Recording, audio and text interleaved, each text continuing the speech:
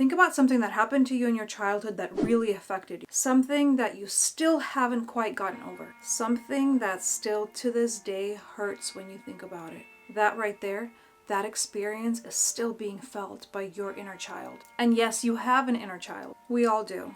You being able, within seconds, to go back to that experience and feel those feelings and access those memories is proof of this. Your inner child is the part of you that exists deep within your being or within your psyche, however you choose to look at it, and is watching your life and is actually co-experiencing your life along with you. And absolutely is sometimes making choices and decisions on your behalf. And those choices and decisions that the inner child makes on your behalf comes from a wounded place. By the end of this video, you'll understand how your inner child developed, what you can do to heal the wounded inner child, and you'll have the tools to continue doing this work. And all of this will lead you to live your life in a more joyful, positive, happier, and way more empowered way. Ready? Let's go. But first, please smash that like button. It helps this video be pushed out to more people, and it really helps out the channel. I really appreciate it. Thank you. First, let's understand why you must heal the inner child and why you must do this now. The fact that you're watching this video means that your inner child is ready to be healed and is calling out to you to be healed. You may have found this video by searching, or this video may have found you. Either way, it means that it's time. In my work of helping people heal over the years, I've learned that an unhealed inner child is the driving force behind so much self-sabotage, the loneliness, the despair, and the shame that so many of us walk around with. I've seen people who are well into their 80s still walking around and behaving from a place of an unhealed inner child, and the results are disastrous. I can best explain it this way. Imagine that you are driving a bus. In this case, the bus stands for your life. It's your entire being. The people on the bus are your relationships, your aspirations, your goals, your work, every aspect of your life. And you're taking this bus in a very specific direction. Now imagine while you're driving, navigating this bus, a 5-year-old suddenly grabs the wheel, pushes you out of the way, and starts driving the bus. You wouldn't allow that, right? You'd take back control. But we actually allow our inner 5-year-old or our inner child to do that to our lives all the time. Every time you do things that you promised yourself you weren't going to do, react in a way that's immature, get triggered and hurt and run away from a situation, speak and act from a place of pain that has nothing to do with the person that you're actually reacting to in that moment, you've allowed your inner child to drive the bus. And unfortunately, your inner child has no idea how to drive. This is why you keep repeating the same patterns you promised yourself you weren't going to repeat. Why you do things that make no sense. Why you get so triggered even though you promised yourself you'll be way more level-headed about it.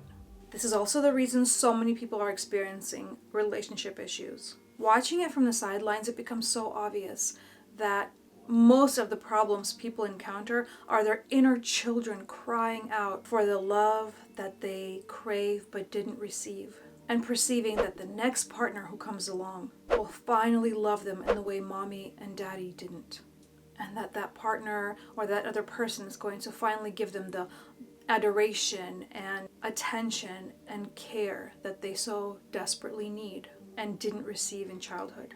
Healing ourselves, healing our wounded inner children is the way we change our lives and change the world for the better. Here are 3 steps you can take right now to heal that wounded inner child. Step 1 is acknowledging them. And this is truly the most crucial, most important step.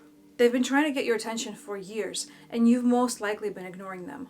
Even if you've paid some attention, I guarantee you, it hasn't been enough for them to feel recognized, seen, and heard. So for the next 7 to 14 days, go with your intuition on the duration of this. You're going to address your inner child every morning. And the way you're going to do this is when you first wake up, when you're still in that in-between space, that morning energy, you're going to put your hands on your heart, and with your eyes closed, you're going to ask, who's there? Which part of me needs the most love and attention today? I am ready and willing to hear you, to see you, and to love you. my beautiful inner child. Of course, use the language that feels right for you. Modify this to your personality, but this is the general format to follow. Now, once you've said this, stay in that in-between space for a few minutes and listen. You might get images, words, feelings, sensations, knowing. All of the above, or none at first. This is a practice, and every time you do it, you'll get better and better at it. Step 2 is mirror work. This is sometimes a really tough one for people to do. And if you're one of those people, all the more reason why you absolutely must do it. This practice is simple, powerful, and deeply profound. You're going to go to the mirror, look yourself in the eyes in the mirror, and say to yourself everything that you needed to hear from your parents when you were a child. Everything you needed them to say but they didn't say, or didn't say enough of. And only the positive, loving things, of course. Look yourself in the eyes and say, I love you. I am proud of you. You are beautiful, wonderful, and so smart. I am so grateful for you. Everything you needed to hear back then, everything you need to hear right now. Say it to yourself. Do this as many times a day as you can, a minimum of twice a day, no maximum. Catch yourself while driving, stopped at a red light, sitting in traffic, flip the mirror and go for it. This needs to be a practice for the rest of your life, but you can start by doing this daily for 30 days and see how you feel. I started doing this like 15 years ago, and back then at the time I felt so silly, so dumb. I hated doing it, but it truly changed my life. And I still do it periodically. I actually did it today when I was getting really frustrated and caught myself being mean to my inner child about not knowing where I was going. So I caught myself, remedied it, did some mirror work, and day shifted, day transformed. Step 3 is doing a guided healing journey to connect with your inner child and to do a reframe. This is a little bit more advanced, and I suggest doing step 3 after you've done step 1 and 2 for at least a couple of days. What you're going to do is get into a meditative state and travel to a place in time when you as a child experienced trauma.